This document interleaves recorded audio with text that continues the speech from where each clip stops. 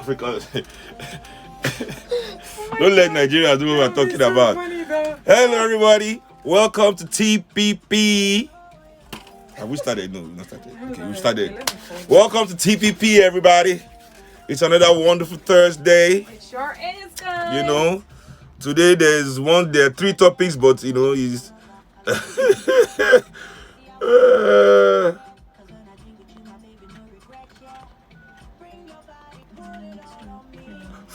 first subsidy.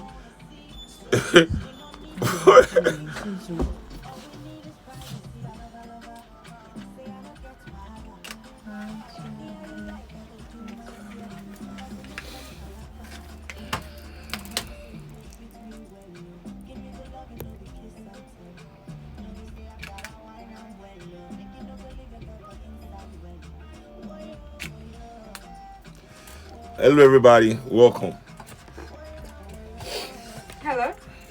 Make her hone my. Okay. So I'm just gonna put you on hold, and then I'll introduce you. Let me just introduce the show as well. All right.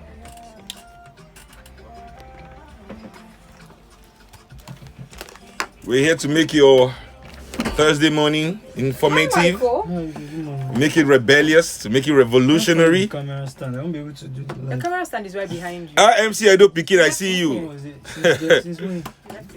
On Tuesday. Are you serious? I thought he dashed us. I was like, okay, maybe this is now the Lagos Talks one. Well, mostly easy to the other station. Sure. Welcome alive, everybody. Welcome online, everybody. Y'all make me feel alive. Y'all make me feel alive. I'm alive. Woo! Yeah, you people know why I'm working here, right? They pay me with looking at Ify every Thursday. That's my salary. As long as on Thursday evening, I'm allowed to look at Ify and I come to work on Friday. That's how it works. You what? Can you explain me? Oh, sorry. Free product. You can take out the label of the water.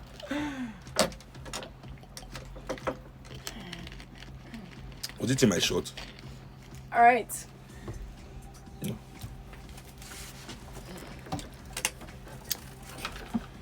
Somebody say, you see, I'm enjoying my new job. My brother, what you have to do?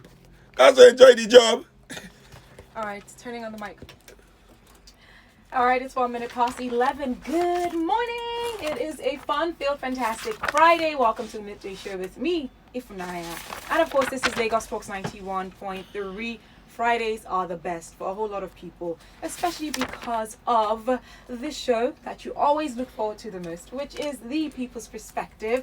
And that's what we're going to be serving you right here, right now. My co-host is here as always, Anikulapo-Kuti. Hello, Ify. Hey. Hello, Lagos. How is everybody doing? We're good. We are the TPP. Yeah, you know we. Oh my goodness. All right, guys. So we're going to be touching on 3 top stories today. We're going to be touching on the petrol deregulation and the subsidy removal. We're going to be talking about the electricity tariff, and then the NARD, that is the National Association of Resident Doctors strike that was ongoing but has been, called off currently. So we're going to be touching on that, and very quickly, let's get into the first story, which is the petrol deregulation and subsidy removal. We have Luke from Vativa, who we're going to be introducing any moment from now. He's a financial analyst. Oof, that was a tongue twister. Analyst who is going to be touching a little bit on what this means for Nigerians moving forward. Then we're going to analyze this from your perspective. So let's get into that first story. So as you know, the Petroleum Products Marketing Company, that is PPMC, which is a subsidiary of the Nigerian National Petroleum Corporation, last week announced an increase in petrol price of 151.56 naira to 162 per litre, and directed all operators in the petrol retail business to comply immediately. Now, the development was hinged on the deregulation of the downstream petroleum sector, whereby market forces are to determine prices of petroleum products. Now, the government ended the so important importer status of the NNPC, paving the way for private marketers to resume importation of petroleum products. So expectedly, due to the sensitive and controversial nature of petrol pricing in the nation's polity, the announcement received mixed reactions. So while the government and those sympathetic to its decision and policies, as well as operators in the Nigerian downstream petroleum sector, have backed the hike in petrol price, some other Nigerians who feel that the increase would add to the hardship being experienced by the poor masses in this pandemic period have kicked against the new price, and they've called for its review. The Minister of State Petroleum, Mr. Timipre Silva, said Nigeria was no longer in the business of fixing fuel prices, adding that global oil price crash had made removing the subsidies inevitable. He said, and I quote, "It is about the survival of our country. There are certain things that the country can ill afford at this time." He then said he did urge Nigerians who could not afford to buy petrol at the current pump prices to embrace the use of alternatives to be provided by the federal government, noting that the government was not insensitive to reservations expressed by some Nigerians over the issue. So while declaring that removing subsidy was the way to go, he disclosed that the government was spending over 1 trillion naira yearly on under recovery, a development he described as unsustainable. And so he reiterated that in the next few weeks, the government will be rolling out the alternatives in form of compressed natural gas and liquefied petroleum gas, which are cheaper and better alternatives. He said, and I quote, "In the end, I do not think that people will even feel the increase, because by the time you get used to gas to fuel your car at half the price of petrol, you probably won't think of petrol anymore. Let us allow this policy to mature. These are just the teething problems.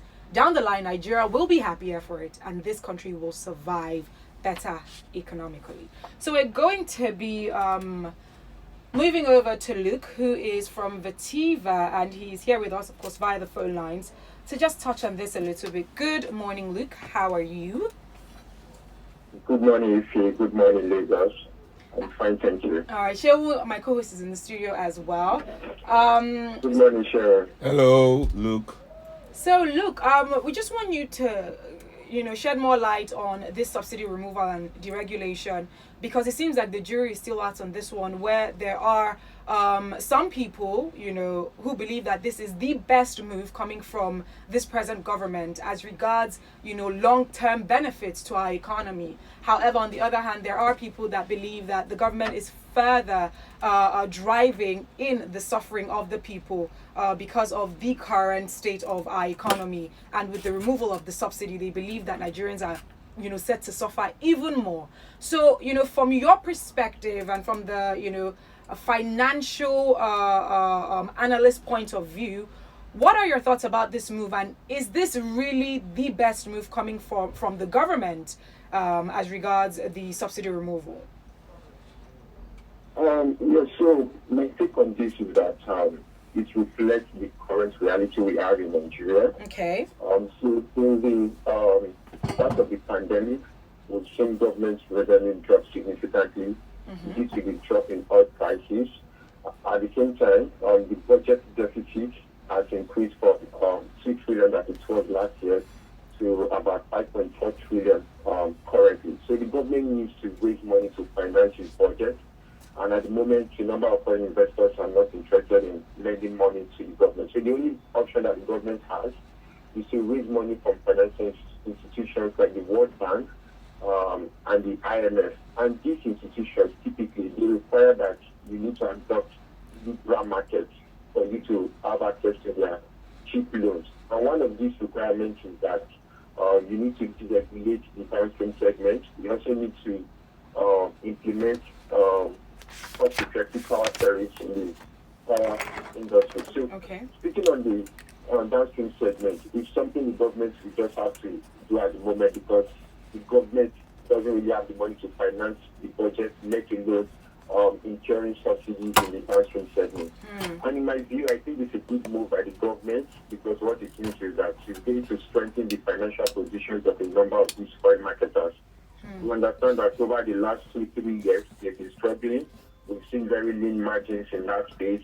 Some of them even report losses for their... Wait, I'm sorry, Luke, sorry.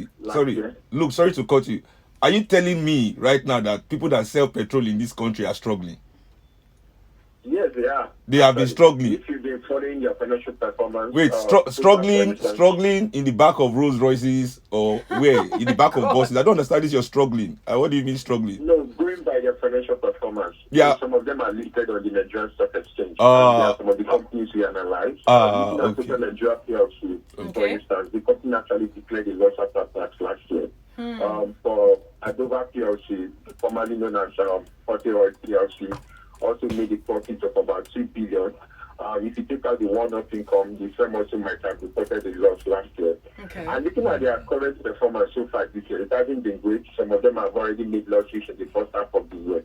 So we think with this deregulation, we're going to see improvement in their margins, and that means their cash flows are going to improve, and some of them will be looking at expanding their business lines. And that in a way connects to support employment in the country, because it's here to enhance the flow of cash flows within the industry. So we think it's a good move by the government. The major challenge is that it's coming at a time where Nigeria is still dealing with the impact of COVID-19. We're already seeing job losses, salary costs, the decline in disposable income. So we think it's going to be a lot of burden on the average Nigerian at the moment. But we need to understand that it's a move for the greater good. The government at the moment cannot continue to incur subsidy in the downstream segment, because it's really going to impact the financing of the national budget. I think that is highly constrained. We might see more impact than that of insurance subsidy. All right. Thank you so very much, Luke. Thank you for fleshing it out and making it much clearer. We appreciate you. Thank you. All right. Okay, so Sherry, it seems like you just want to dive into it because you're already asking certain questions already. No, because for me, when we spoke about having an analyst on the show, I was like, I don't think any Nigerian professional is going to come and say the truth on radio. He has his job to What do you mean by the truth? Yeah, because as Mark Twain said, there are lies, there are damned lies, and then there are statistics. So financial analysts and statisticians can make anything look the way they want to make it look. But my own first thing is to help it's like we're showing up the marketers.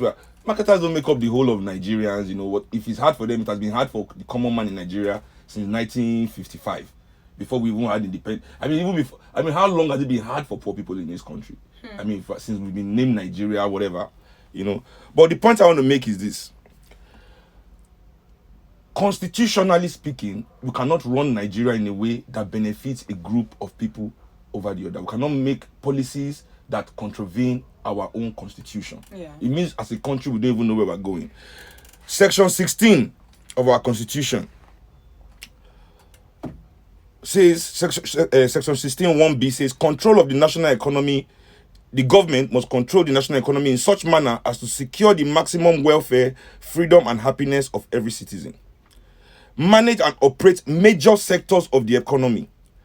In section 16.2, the state shall direct its policy towards ensuring that section 16.2, which is managing all the major sectors of the economy, the economic system is not operated in such a manner as to permit the concentration of wealth or means of production and exchange in the hands of a few individuals or group. This is our own constitution in this country. So with this constitution now, with what the constitution has stated, how best do you think the government, or what do you think government should do to adhere to what the constitution is saying? For me, how do we hold up social contracts in this country? There's a social contract. Nigerians have never told federal government of Nigeria that we cannot afford local petrol. Somewhere between the mid-90s, due to their own, I repeat, the corruption of the business, professional, private, public elites of this country, they ran our refineries to the ground.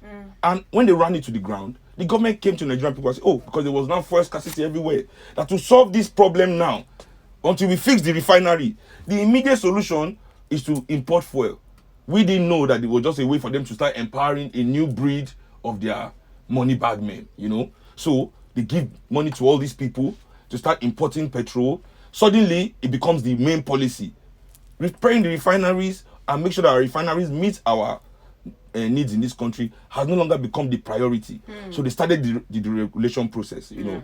It's not today that they started deregulating. It's not as if our market is not even deregulated. To a certain extent, diesel is completely, deregulated. And when they deregulated that completely in 2005, I think, They promised us that in 5 years, we will have diesel refineries in this country. We will no longer be importing, that this private sector, government cannot do it. Let private sector run this thing. How many times do they tell us this lie and we keep believing? We have private sector hospitals. How good are they? How good are they running them? We have private sector education. How good are they running them? If you don't have a million to pay, even when you pay, we have private banks.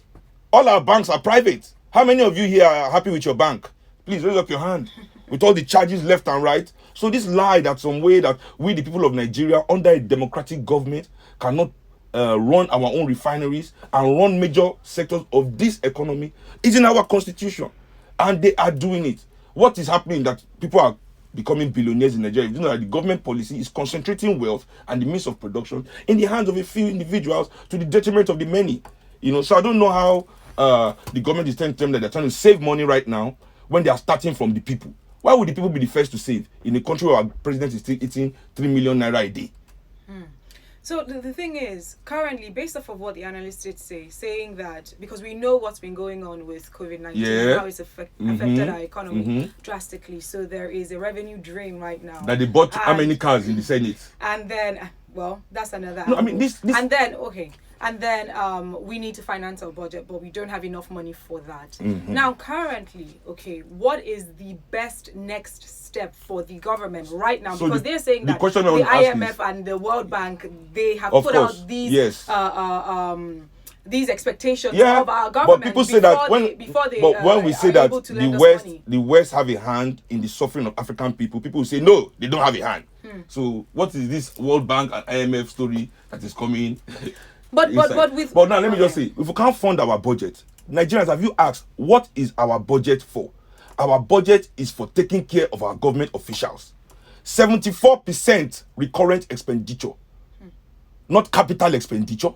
That is 74% of the budget that they say they cannot finance is to take care of politicians and their family. Do you know what these people are saying to us? That we are paying for them to be able to take care of themselves and their family. Have you heard that this government has sat down before they make this kind of policy? Have they sat down to say we want to reduce recurrent expenditure? Let's just first start from our side. This government, due to COVID-19, we are going to reduce recurrent expenditure to 40% in this country. It's like this country is working for a few people in the Senate and House of Assemblies, few ministers. 74%. What are they saying? When you hear this budget shortfall that they're talking about, you think, they have all these amazing things that they want to do for the people, But all you have to remember is 74% is recurrent expenditure. Finish. That means our politicians sit down in this country and they gobble up 74% of our national commonwealth. All right, that's very alarming. It's true, but that's where the largest comes from. That's where they are giving all this. That's why everybody is coming out to support. They want the status quo to continue, and it will not continue. Well, let's hope not. And you know what? With this particular story, especially with petroleum, anything that has to do with petroleum, there are so many complexities.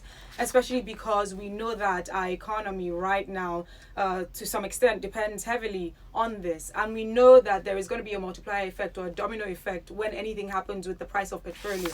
I've mentioned this before, saying that now that the prices have been hiked, of course, it's going to affect the purchasing power of the average Nigerian. It's going to reduce the quality of life for the average Nigerian. Access to your basic amenities will definitely be extremely difficult, which will eventually lead to life expectancy reducing already. We have our life expectancy as about 54.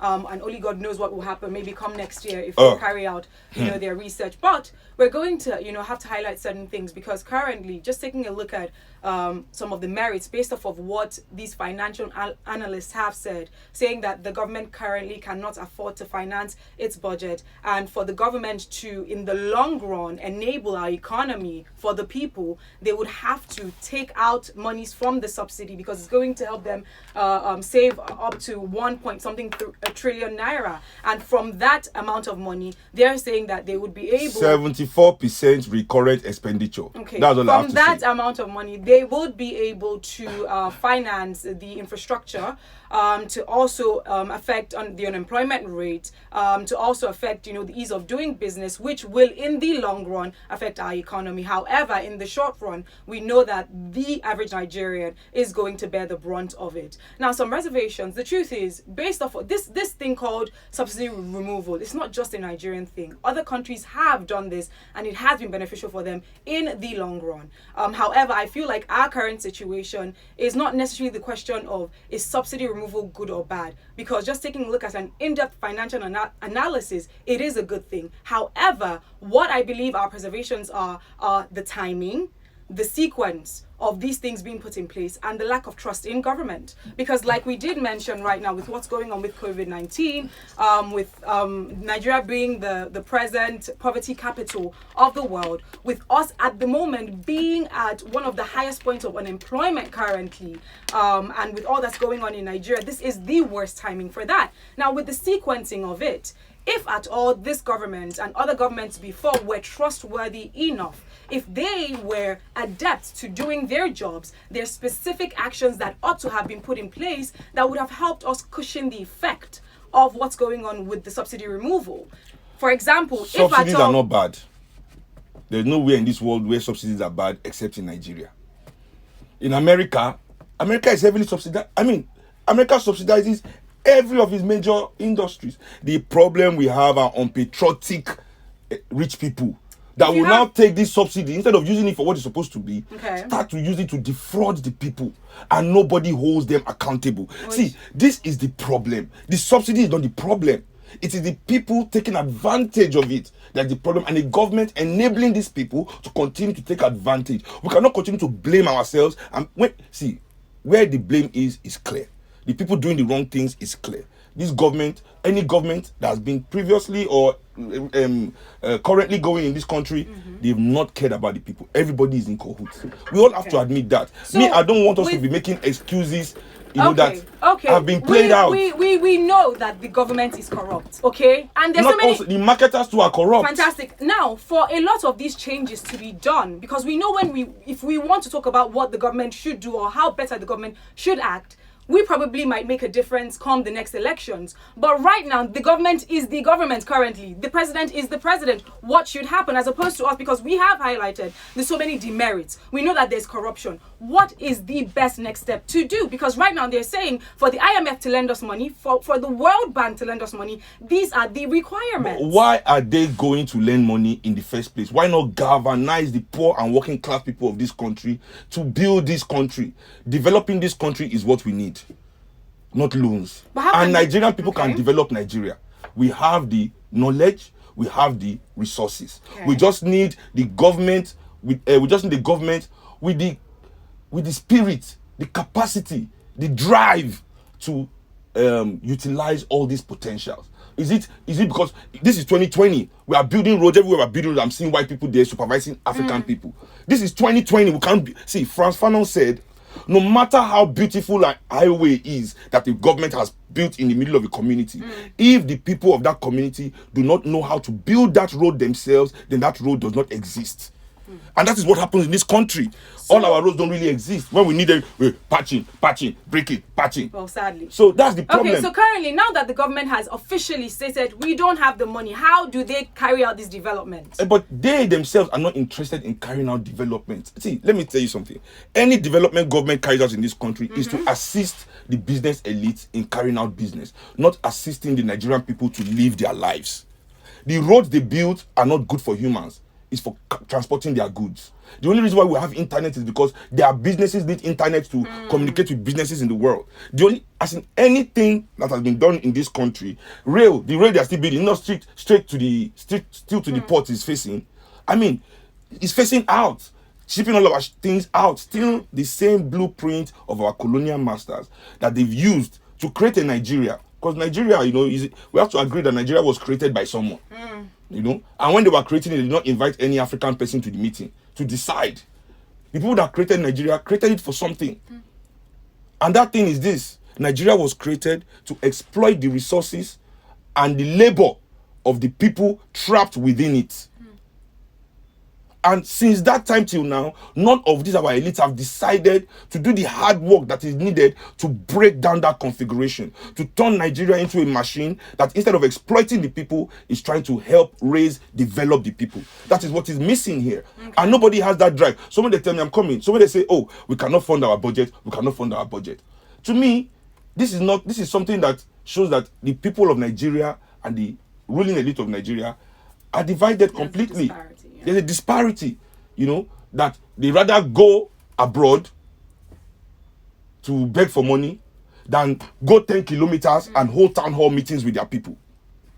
Okay, so Shem, what can be done right now? Because we can't, currently, we can't take the government out. The government is the government. And at the moment, these decisions have been made. Moving forward, what can really happen right now? When they did it in 2012, the people resisted, and I'm advocating that there's even more resistance this time against such a thing due to the period that this is happening. Due to the period that this is happening, how much do they even pay us in Nigeria for them to be? You increase fuel, you increase light, you increase VAT, you increase transportation, you have increased food, everything. The price of internet, banking services, the price of everything in Nigeria has gone up. Guess what has not gone up? Salary. I'm even saying we don't want to protest for a subsidy. So, we Nigerians, we want to protest for maximum wage. This is what we should protest about in this country. What is minimum wage? So you reckon that a protest should be underway? I reckon that a resistance, mass resistance, mass movement. When you say resistance, what do you mean? Because you have to be clear. No, I mean, what do you mean by a mass resistance? Yeah, what's the difference between that and a protest? A mass movement and a mass resistance is something that is highly coordinated to bring about effective change from the people, from within the people. You understand? A protest is mass movement trying to bring about effective change from within the government. So you are protesting to a government that you believe cares and loves you, that when you protest and they see you crying on the streets, they will feel a pain in their heart. Say, oh, my children are crying. And they come out and they say, sorry, what did you do to make you cry, my child? Say, you increased fire. Oh, don't go home. We'll reduce it. But that's not the kind of government we have here. So we going to need to be organizing on our own because we need a pro-people policy government. We just need it. We're tired.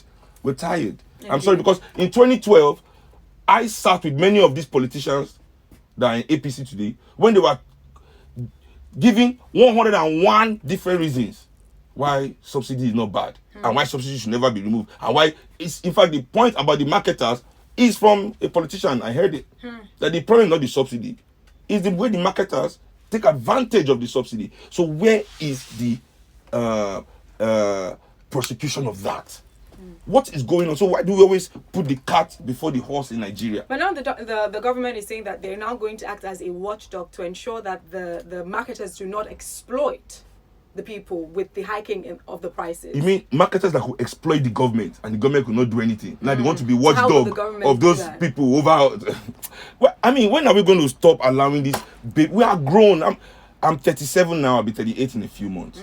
When my father was saying these things, I believed that I would not grow up.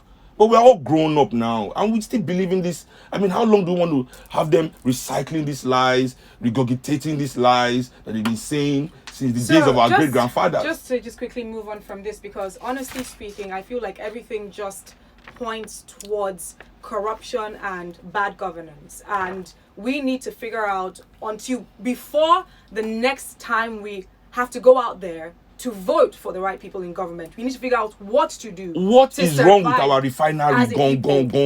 What is wrong? Why is Nigeria like this? What is wrong with our refinery? Nigerian big men, Nigerian professors in the university. If I was an engineer in Nigeria, I would have gone online to call on all other petrochemical engineers that we want to march to our refineries and fix them. For the government, since the government cannot do it. Let's get some calls. If you want to join the conversation, like you mentioned, today's episode is going to be explosive. So if you want to join the conversation, please feel free to do that. You can get on Twitter at LagosFox913 using the hashtag TheDishLagos. Or rather, sorry, The People's Perspective. I'm so used to The Dish Lagos. So use the hashtag The People's Perspective, is The People's Perspective, not The Dish Lagos yet. Ensure that if you want to send a WhatsApp message, you send it to the line 0809-234-5913, or if you want to call, you can call 0809-222-0913, 0809-234-5913. What is your perspective based off of the analysis coming from financial analysts, and based off of what Sheung is saying, as well as regards the merits and the demerits of the current removal of the petrol subsidy? What are your thoughts, Lagos folks? If Good morning. Hi, good morning. Who's speaking? Good morning. Well done, and good morning to Mr. Anikulapo-Kuti. Oh, Well, Mr. Femi is Shehu. my father, is my brother. Is his brother. My Shehu. name is Shehu.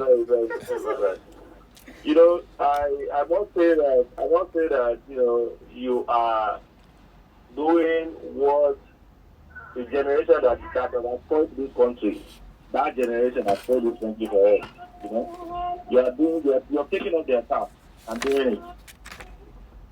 I look at it today when you hear a man of 50, 60 years old, let's even 50, 60, telling you that you guys have to fix your country. I say, in your own time, what did you do? No, just ask. Let me ask them next time, my brother. Ask them that they should show you a country that youth built.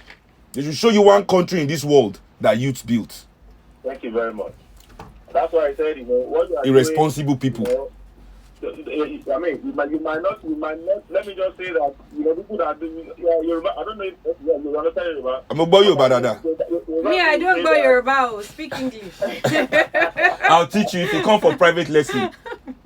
I'm telling you, if you see, let me tell you something. Okay. This generation is still done. Trust me, there's nothing to do about it. There's nothing, no argument, nothing to talk about. Even today, when they say that, okay, leader, youth are leader of tomorrow, everybody knows that no youth is no leader of tomorrow. The old are still the leader of tomorrow because they are still there. And they are not going to do, not anytime soon. They will say you are not knowledgeable. Let me tell you, I tell people, I say, even the bad system of education in Nigeria today, I don't want to believe it's a coincidence. I want to believe it's a plan. Because when you lack education, when you lack knowledge, they will not put you in a position of power. They will tell you don't know how to do it. You don't understand. You don't know. You have no history. What do you know? When you don't know, what do you give? So to me, these are all the master plan. They are just planning out effectively and being guided by the interest of the few, like the 80-20. The 20 and the 80. Yeah. 20 that decide, where the 80 that suffer it, All right, thank you very much for your take. Lagos Talks. Good morning. Who's speaking, please? Good morning. Hi, good morning. What's your name? My name is Sam. All right, very quickly, let's hear you. Yeah, very what Shane was saying. I just can't say much to that, and I'm speechless. It's the same thing Kono is saying, the same thing Jimmy is saying, and the same thing most reasonable people are saying. If there is no collectiveness among the youth, this country can move forward. All right, thank you very much for your take. Lagos Talks. Okay, we lost that one. Keep your calls coming through as well as your tweets. Remember, it is at Lagos Talks 913. And if you're going to use the hashtag The People's Perspective. Please ensure you could do that. This is coming from Kamal saying Shehu is careful not to use the word revolution. He keeps dancing around resistance. I have the Nigeria resistance movement. Okay. And you see what I'm saying? Like, you have to understand, revolution doesn't start from the people. The people resist. The resistance is what starts from the people. When the people resist, then the government strikes them down. That is what it is the response of tyranny that creates revolution. All right. The people can only resist. Okay. It is the response of tyranny that creates revolution. This is coming from Uchenna saying, good morning, Ogasheon. God bless you for sticking to your position of the populace. Please, when are we hitting these streets? He's asking that. This is from Adigboyega saying, the new policies that are introduced recently by PMB will not affect people around him, will not affect his family, and will not affect his associates. The burden is on the poor masses, and we are smiling and suffering. Kolawole is saying, as shocking and blunt as Shehu may sound, he's saying the honest truth. Shehu, your voice will never cease. Keep speaking our minds. We are with you. And Ify, it's not only me, they'll come and carry. It's me and Ify. I'm sorry, where's Ify? Who is that? My co-host. This is coming If they look your face inside cell every day, I know feel bad. What? Please. Ify, are you there? This is from Patrick saying, I know Shell is going the right way. What is wrong with our refineries, and why is Nigeria's subsidy different from the rest of the world? Interesting question. What are your thoughts about some analysts saying that the rest of the world subsidizes production as opposed to consumption? Yeah, I mean, the problem is that we have the elites refuse to produce. So our government is actually funding production in another country, which is consumption in our country, which is so weird, because if little countries like Niger can be building refineries in 6 months and operating them, what excuses do we have? We're one of the biggest oil exporting countries in the world. How can we be importing crude oil? How can the rich men in this country even sleep well at night? All right, Shay, we need to move on quickly to another story. Before we go, people are always saying protest October. You don't have to wait till October 1st to protest. As I said, we have to resist this. There are so many ways. Me, as from today, I've stopped buying imported petrol. No more. Before I was doing this, I will go to an NPC. Sometimes I'll be tired. I'll not go to Mobi.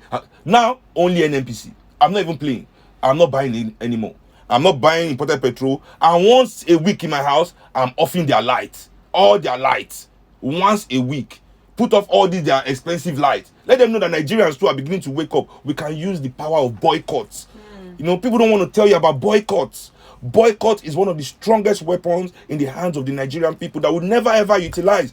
People will be harming us with their business. I'll be going there to still patronize them. No, we'll take the hardship. We'll just let them know. For these 2 days, we'll let you know Nigerians are united and we'll off our lights. So the next one is 1 month. We are going to off it if you don't reduce this tariff. See if they don't do it. Now speaking about, and you don't even have to leave your house. Speaking about tariffs, let's quickly move on to the electricity tariff. We're going to touch on this lightly before we move on to the doctor's strike. So the Nigerian Electricity Regulatory Commission did approve an increase in electricity tariff, which went into effect from the 1st of September. Now, of course, this came 3 months after the tariff hike implementation, slated for the 1st of July, was halted by the National Assembly, which prevailed on the distribution companies to shelve the date to the first quarter of 2021 due to the current economic challenges in Nigeria. Now, the NERC's document did explain that electricity customers, except those receiving less than 12 hours of supply, would have to pay more for electricity starting from the 1st of September. Now, the new tariff is based on the hours of electricity supply available to the customers. Customers are categorized into maximum demand and non-maximum demand customers, as against the previous categories of residential, commercial, and industrial customers with different brands A to E, depending on the level of supply. Now, for instance, Ikeja Electric, my company, a residential customer on single phase receiving a minimum of 12 hours of supply will now pay 42.73 naira per kilowatts, up from 21.3 naira per kilowatts. For Eco Electricity, that is over 1% of the person's salary. 1%, over 1% of minimum wage per kilowatt. And for Eco Electricity Distribution Company, a residential customer on single phase receiving a minimum of 12 hours of supply will now pay 43 naira per kilowatt. Big boys. Up from 24 naira per kilowatt. Island way. And the list goes on and on and on. But just to save time, it said that the discos would only be allowed to charge those customers the new tariffs upon investment that improve the quality of service experience, saying that the migrating customers to higher service bands or another order of the commission. And so, Sheung, with this new move coming from the government, and they're saying also that this would only get into effect when the discos invest in the improvement in the quality of service. So do you think that this makes it any better, even if, like you did mention, I'm offing my light once a week? I don't even see, once a week I'm offing my light. See, I just can't. I have to be resisting them. Nigerians, we have to just let these rich people know that they don't have the power anymore. We are awake now. We are not our parents. We are not those people that will let them put our face on the ground, and we are not our parents. These people have to know that. They have to know, they just really have to know it. We need to start resisting. People are looking for protests to go. You don't need to wait for Showore to go on the streets to tell you to protest, or Sheung, or anybody. You know what you are doing to you is wrong. Off the light. Don't buy their petrol. If we can unite in our own interest for a change. Okay, look at people now. When marketers want to put pressure on this government, what do? They cut out petrol, we begin to queue in their filling stations. They use our queues, our suffering in the filling station to go and negotiate with government. Like, look at the people who are suffering. Oh. If you don't come and give us, look at people queuing. We will be shouting, government, we are tired. Because of that, government will increase price or do whatever the marketers want. Queues will disappear. So for our own benefit, can't we all be queuing in NNPC filling station and abandon all these marketers with their petrol first? If they don't know that they are part of a country with a social contract, abandon all these owners of electricity first. We are part of a country with a social contract, and they are tearing this contract to shreds, to complete shreds. I mean, where is their own? Okay, we continue to sacrifice for the country, right? Nigerians, sacrifice so that things can be better. Nigerians, go through more hardship so that things can be better. What is the meaning of this things can be better? Does it mean things can be better so that things can be better for our rich? Is that what they are trying to say? Because I don't understand. Things can be better, but who is stopping rich people in this country from moving their profits out? Are we forcing them to make sure that those profits that come through the hardship of Nigerian people must be reinvested in Nigeria? No. Okay. They all invest their money abroad. Even Dangote said it in Bloomberg. What's the date of the interview? I've forgotten. I had the date. He said it in his Bloomberg interview. I have a copy of the interview because I read it when I'm angry. Just to be sure that, man. He said he keeps 60% of his family, of his wealth abroad because the naira is too volatile and he has to save something for his family. 60% of his profits go abroad, people. That does not mean 40% is here. He says 60% goes to the West. That means America, Europe. So that means even this 40%, we are not sure it's only in Nigeria, Dubai. You never talk about Dubai, all these other places. So what better tomorrow are we saving for? Just to go back a little bit on you talking about other ways to protest, like the boycott, right? You're saying once in a while you're going to turn off their electricity because they usually say if you want to get people's attention, you hit them where it hurts. Yes, their pocket. Their pockets. So if from Nigerians that are listening, especially with the deplorable state of our economy and how poverty has really eaten the fabric of society, do you think that the people can afford to make such a sacrifice, knowing that there's a possibility that if we turn that light off, for instance, it means that my business will not move for that day? It means that if I am a daily wage earner, that my kids may not eat for that day. Do you think that the people could afford to do that? Well, many people that are daily wage earners already are living in darkness most of the time on behalf of someone else. So all I'm saying is you are suffering already. I'm not trying to tell you there is uhuru, that we are in uhuru. We are suffering. So if we are suffering already, let's start to suffer for ourselves. What I'm trying to tell you is that we are suffering now for the benefit of a few. We are suffering now for the benefit of a few. Nigerian people that we are already used to this suffering, we have to now say, okay, fine. If it's suffer that if people want us to be suffering in this country, we are going to use that suffer to better our own lives. You understand? We are going to go through hardship that benefits us but disadvantages you. Because in this country right now, everything is an advantage to the rich and the powerful, to the detriment of the people. Whatever move that is made, they'll tell you, the elites we are going to create jobs. Is it the jobs that are still paying unlivable wages? I mean, let's get to the bottom of this. Lagos will tell you it's a progressive state. Why hasn't everybody still fighting to pay 30,000 minimum wage? Why hasn't Lagos State said, we are so progressive, we'll pay you 100,000 naira minimum wage? No, it's only when it comes to taxing. That's when they are progressive. New tax here, new tax there, new tax here. Let's get to the phone lines quickly. Lagos Talks, good morning. Who's speaking? Yeah, sure. Who's speaking? My name is... Olu is my name. Hello, Right. Olu. Welcome to the show. Welcome. Let's hear you quickly. Yeah. God bless those of you for this program. God bless you real good. Now, Thank you. number one, Amen. the situation that we have in this country is now we and them. The politicians and the so-called people that are to elite, those people in government, and the so-called their syndics in the civil servants, because they do all this evil together. They are the ones that are making us. They are our problem. Now, my father has a borehole in Magodo.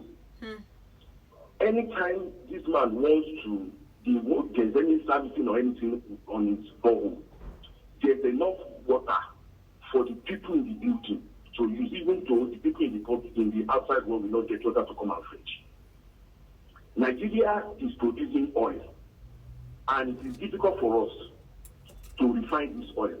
That is a scam.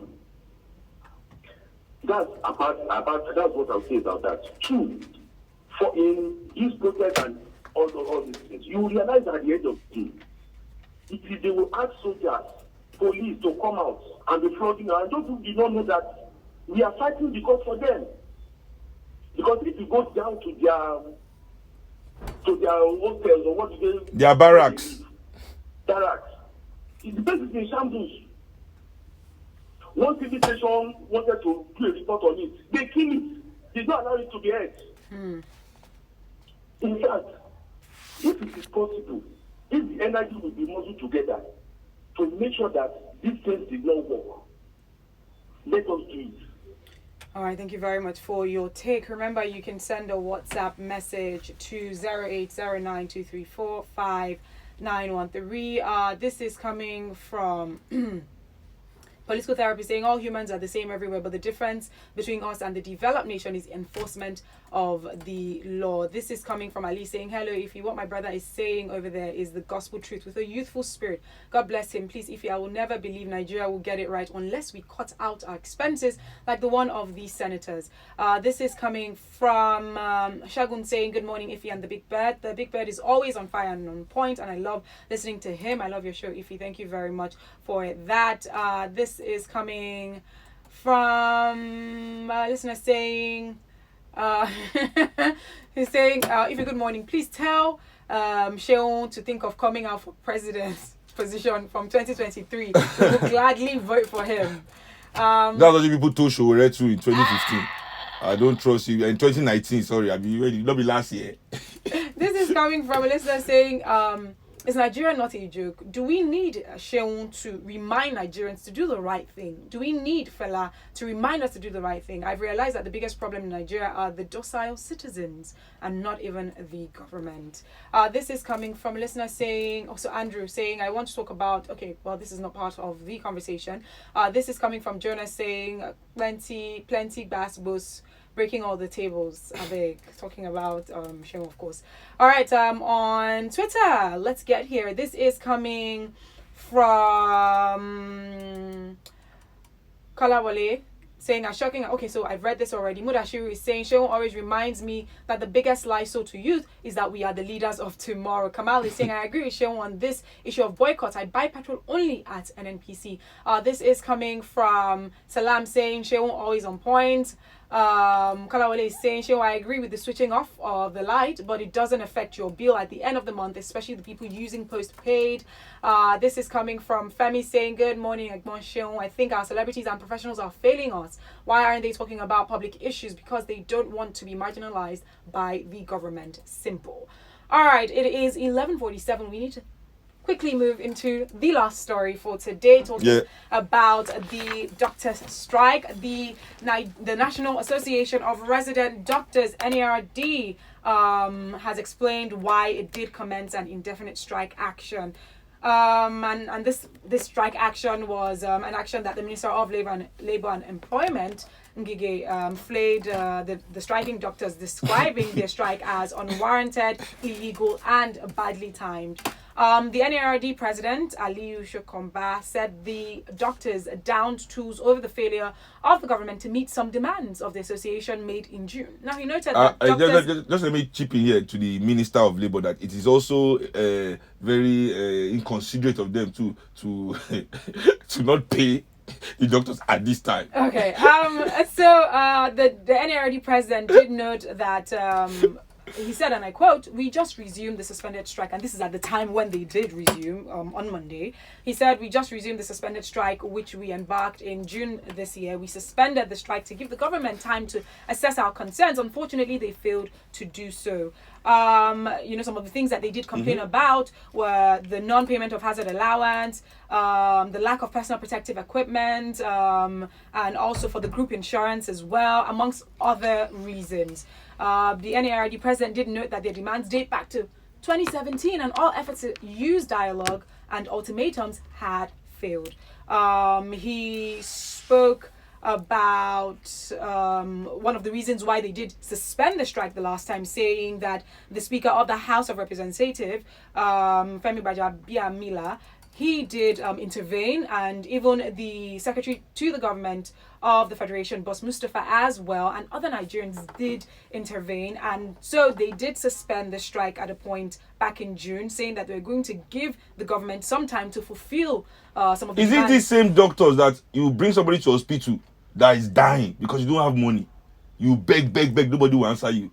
They want to strike. Somebody went to beg and they answered. I'm not supporting them again. I don't vex. Wait. I don't let vex. me finish. I don't vex. Don't vex. I don't vex. I say I don't vex. So that first strike, now beg the company. When they beg on every day for an hospital, now in the year.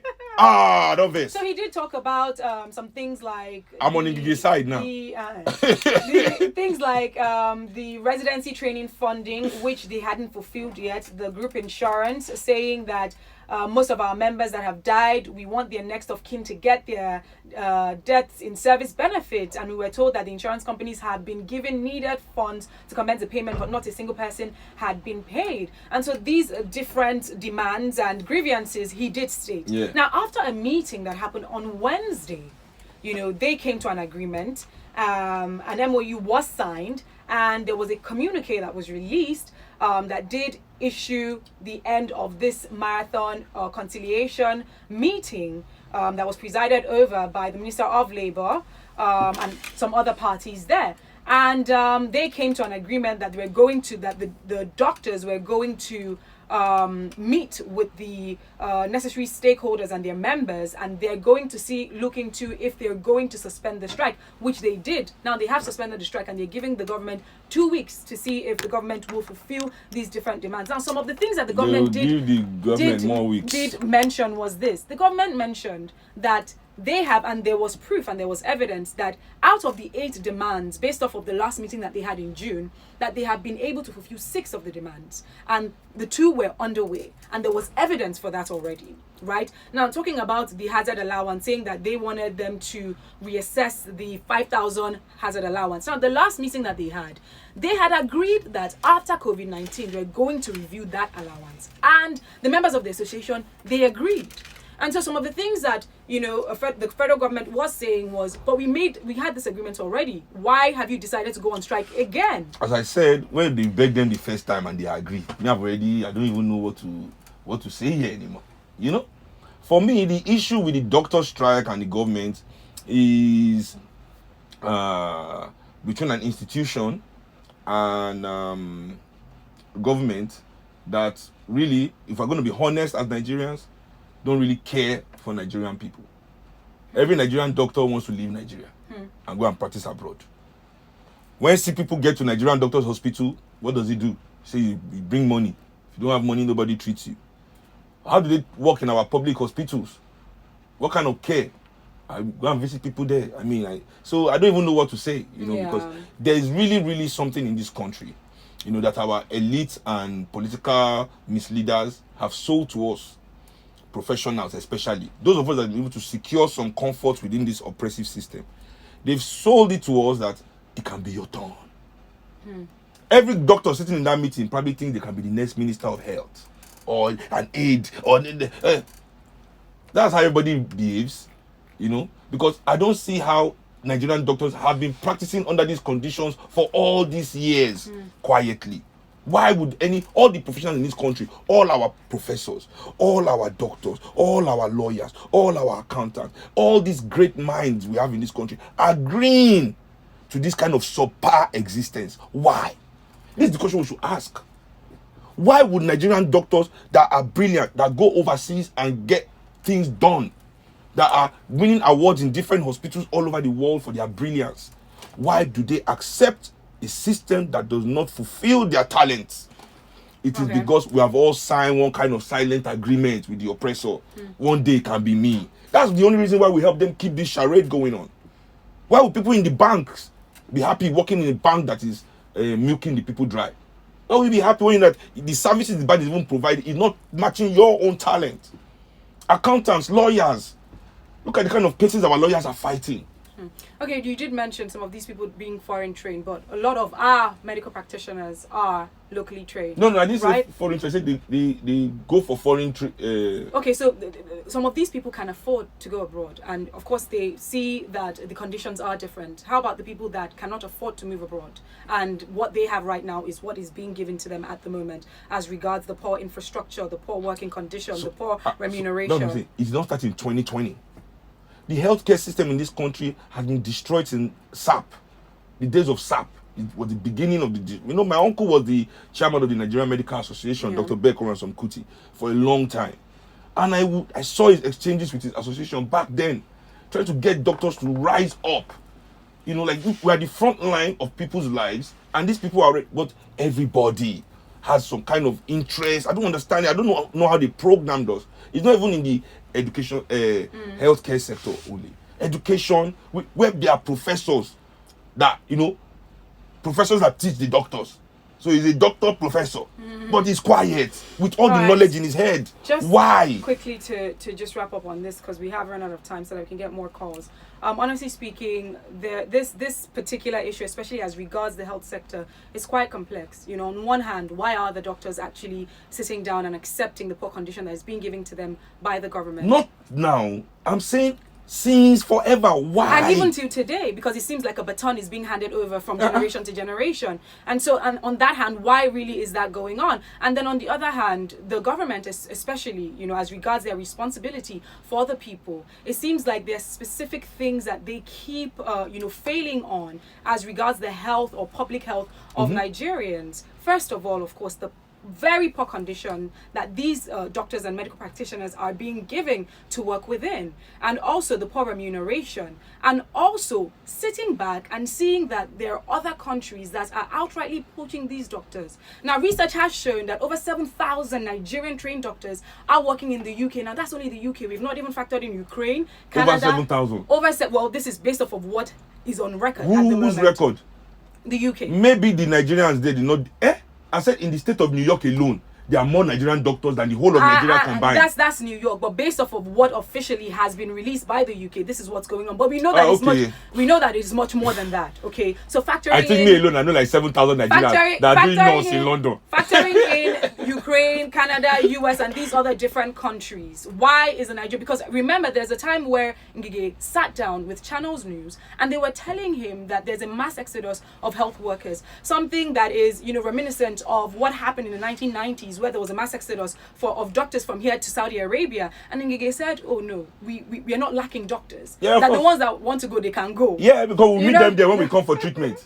and so he's talking about himself. He say, we the elites, we ministers, we the presidency, we are not lacking doctors. I mean, and I feel like another thing that I find you know, quite disturbing is from the past few strike actions that have been taken by, you know, these individuals, because we have to remember that aside from the Hippocratic oath that they have signed, which is to ensure that they're saving lives, which is their major priority, these individuals are mothers and their fathers and their brothers and their sisters. They have their responsibilities, of course. And it's expected that if they want to stand up for what is rightfully theirs, they should be allowed to. But the government keeps on trying to guilt trip them, saying things like it's unwarranted, saying things like it's unfair, of course, you know, during this season. Of course. And I wonder why the government sees them as superhuman when they know that these individuals have their responsibilities as well. This is why I said the Nigerian government can only say the doctors are being unfair to a group that, you know, that they have some kind of understanding with, because the Nigerian government is nothing but unfair. That's what I said. You know, so if the Nigerian government is now telling somebody that, oh, you are unfair, I don't see how that should touch the person. It's like a criminal, a thief with a noose around his neck about to be hung. Yeah. You know, looking at the car and saying, "You're thieves! You're thieves!" Now, Sean, check this. You know, after the meeting, you know, which is very mind blowing. After the meeting, when they, you know, came to an agreement, and the federal government did prove to them that, listen, we have done most of the things that we promised to do, and the rest are underway, and this is the evidence. Do you know that the president of the NARD, the president of the Nigerian Medical Association, FCT, they apologized to the government, saying, sorry for the misunderstanding. And I believe with the sensitivity of such a thing as health, you shouldn't be too quick to carry out an action when you have not done your due diligence. Because, for instance, now, if you carry out this strike action, not being sure if the government has fulfilled its word or not, so much can happen within 24 hours. People can die. And I feel with the sensitivity, the NIRD and the NME should have done better to understand what really was going on. Had the government fulfilled the promises? Yes, they had. So why would they carelessly carry out the strike action and then later on apologize and say sorry for the misunderstanding? Well, as you can see that the apology is not unanimous, right? NME, FCT, not national. Well, NMA FCT and the president of the NIRD as well. Yeah, so just the way Femi Fani-Kayode was insulting some journalists and they are apologizing to him. I'm telling you, there's an unwritten agreement between the Nigerian professional and our oppressors. The more we see these things, the more it plays out. I'm not surprised. It might surprise Nigerians that the NMA, FCT faction, they are all in cahoots. At that top level where they meet and discuss, people are easily bullied. People are easily looking for, as you said, doctors, not only doctors. I've always told people, like, the Nigerian professional is held at ransom by the elites of this country. His life is kidnapped because they pay him low wage, but they charge him high for services. So the same person that employed you, that you work for in this big oil company, probably owns the school your child is going to, probably owns the building you are living in. You understand? Probably owns the mode of transport that takes you to work. And he sets these prices very high, knowing what he pays you is very low. That there's no way your salary can match your expenses. So in that way, you are beholden to your boss. This is not a fair working environment that we live in Nigeria. No, and we all know this. But because we are all ashamed of poverty. They've used poverty to shame us so much. And if you are not successful in this corrupt, oppressive society, people begin to look down on you. So people, in order to not feel ashamed, not feel the stigma that these elites also have put on poor people, we bow to them. We say yes, sir. We say yes, ma. We apologize when we are right. This is hardwired into us. It's indoctrination. Short and simple. Let's wrap this up. Let's look forward to maybe what the NRD is going to say. If we give them 2 weeks, let's see if they're going to embark on this. Because they've been suspending. So if they say they've met the thing, if it's really true, this is not just some PR. So what are they now saying? They are suspending it for 2 weeks. Why they say, government has met it. We made mistake. So we are calling off the we didn't check. Anyways, Sheung, I would like for you to just reiterate before going, because a lot of people believe that you can make a change only when you go on the streets, which really hasn't been effective for us as Nigerians with protests. But you did mention boycotts and ways that we can resist, bad governance. One of the main points of the Nigeria resistance movement, which is my own organization for raising consciousness in Nigeria for liberation, is that we need to engage in positive action. Okay. Positive action doesn't really mean you are going out on the streets. Positive action means that you are part and parcel of the resistance that is stopping any kind of oppression, not only in your country, but in your community. So anything that you can do that you see that, yes, it's going to sabotage those that are sabotaging you. So for me, boycott is the number one. If you're sabotaging me, I'm sabotaging you back. If I want to suffer, let me suffer for myself. Ikeja Disco, they've been stealing my money and making me pay every bill. What did I do? I fought for myself. And now they're the ones calling me. We have to fight for ourselves. Because there's no government to fight for you. There's nobody standing for you. Our police and our military don't inspire confidence. So what are we waiting for? Boycott these people. Boycott them. Don't be afraid. Boycott them. All right, guys. They will beg us. It's 2:12. I mentioned that they need fuel for their private jets. They need money. An extremely explosive session, which it was, and this and many more you should look forward to on the People's Perspective. We say it as it is, and like Sheol mentioned, and some people have mentioned, if they come and pick anybody up, I'm not really sure if they're gonna pick me up, but they'll probably pick Sheol up. It's just pick me and you up, because without you, I'm not enjoying that set. I'll be here holding the fort down for you right here on People's Perspective. I probably can be speaking to you maybe. Yeah, I'll be making phone. Be like, listen, our show will be highly revolutionary at that moment. All right, guys, thank you so very much for being a part of this. Remember, the People's Perspective comes on Fridays from 11 a.m. We take on the top stories for the week, dissecting these different stories and seeing things from your perspective. Thank you very much for being a part of the show. Sean, thank you very much for coming in. Thanks, as always. thanks for being my co-host. If you make me so happy, and we love you all. We love you all. All right, guys. Coming up next is the world news coming to you live from our media studios. The midday show does not end here. We have more exciting content coming your way. Stick around.